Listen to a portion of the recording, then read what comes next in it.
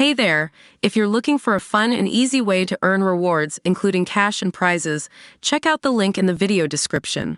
The Kremlin has accused the West of entering a new round of escalations and tensions, after U.S. President Joe Biden lifted restrictions on Ukraine using American weapons for direct attacks on Russian soil. Two U.S. officials confirmed that the U.S. has lifted the restrictions, after officials from the White House, the U.S. military and the State Department spent weeks discussing Ukraine's usage of the weapons behind closed doors. Ukraine will only be allowed to use the weapons to defend the northeastern Kharkiv region, which is currently bearing witness to a drawn-out brawl for control of the region. Russia was furious at the news of the U.S. decision, launching strikes on the city of Kharkiv, the second largest in Ukraine, that killed 3 people and wounded 23 others, including 2 children. The U.S., along with the rest of the West, has largely resisted Ukraine's pleas to be given permission to use Western missiles on Russian targets, anxious that this would draw NATO too close to the conflict. But ahead of a NATO meeting in Prague on Thursday, the bloc's chief Jens Stoltenberg had said repeatedly that it was time for members to reconsider limits on strikes inside Russia.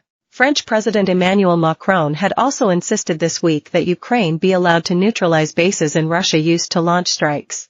German Chancellor Olaf Scholz has remained cool to the idea, though his country did promise Ukraine a new package of military aid worth €500 million, £426 million, on Thursday. As the West further deliberates the matter, Kharkiv police warned that residents could still be trapped underneath the rubble of buildings downed by the strikes.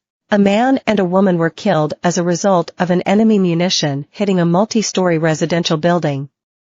The 4th and 5th floors of one of the building sections were completely destroyed, police said in a statement, adding that another munition killed a guard at a civilian production facility. Regional Governor Oleg Syniegubov noted in a Telegram post that an emergency medic was among the wounded, adding, "The enemy again used a double strike tactic, while medics, rescuers, and law enforcement officers were already working on the spot." Kharkiv Mayor Igor Terekhov said there had not been a single military person, not a single military object present. Ukraine's second largest city, Kharkiv is located just across the border from Russia's Belgorod and regularly comes under attack from Russian missiles. Russian strikes that hit a hardware superstore in the city last weekend killed 16 people.